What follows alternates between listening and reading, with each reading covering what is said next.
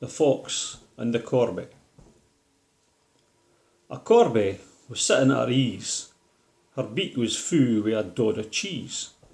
Fae her perch awa' up high, a sleekit fox she did espy. The fox lookit up wi' a greedy ee.